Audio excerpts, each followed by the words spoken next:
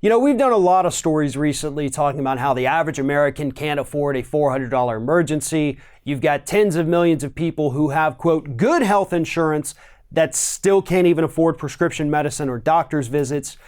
But here's one thing we haven't talked about. And this is actually becoming a very big problem in this country, according to Axios. And that is that the top 1% have so damn much money, they don't know what to spend it on. A new report by Axios shows that the top 1% and major corporations here in this country are now in possession of so much money that they literally don't know what to do with it. They're actually struggling to come up with ways to spend all of this crazy money that they have. Let me run through some statistics here. U.S. companies raked in a record $2.3 trillion in corporate profits just last year. Companies could obviously pay their workers more, but according to chief economist at Capital Economics says that would be terrible for the stock market.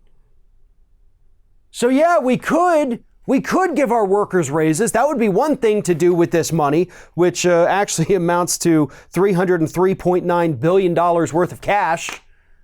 We could do that, but that's pretty bad for the stock market.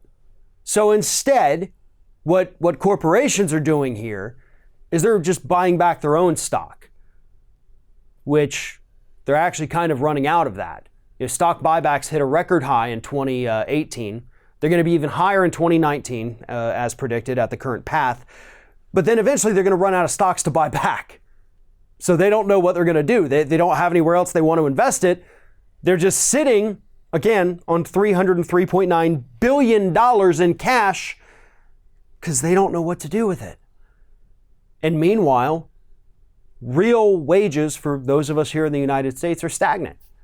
The only time the wages actually look like they're going up is when you add in the pay of CEOs and shareholders and people like that. Then yes, because their pay has gone up so much, it actually, on an average, makes it look like our pay has gone up a little, like 2.5 and 2.9%.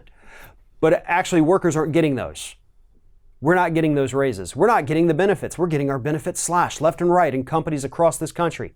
They're moving more to temporary workers like Google, who now has more temp workers than permanent workers. And those are workers they don't have to pay overtime. They don't have to give them benefits or health insurance or any of those things that actually keep workers happy and healthy. That's the problem here, folks. We have incentivized corporations to screw over their workers. And because of Republican policies in Washington, D.C., we also tell them, hey, we're not going to punish you for screwing over your workers. We're not going to, fine you or put you in jail when you poison entire communities or when your factory burns down and you lose 800 workers in the fire. Don't worry about any of that when your mine explodes.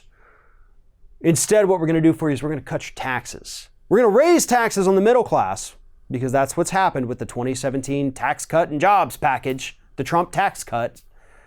We're going to screw over the middle class and working class even more so that we can give you, wealthy elite and major corporations, more money. And you can do whatever the hell you want with it. But now they've kind of hit that scenario of what happens when you get everything you ever wanted. Now they don't know what to do with it. So my suggestion is this: don't do anything with it. Because I know you're not going to give people raises, you're not going to increase benefits, you're not going to give out bonuses, you're not going to go out there and pay off everybody's student loan debt.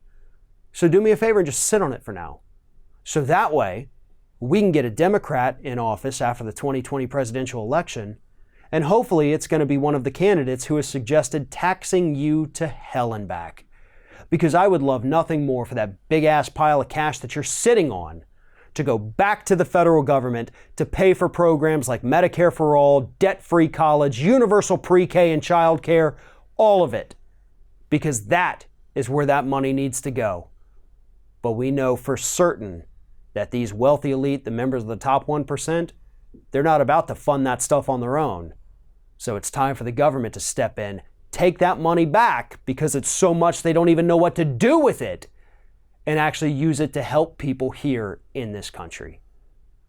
Thanks for watching, everybody. And don't forget, if you like what you see here, like, comment, share, and subscribe to our channel. And now you can also become a member of Ring of Fire and get exclusive early access to certain Ring of Fire videos all throughout the week. Just click on the little join button right below the video.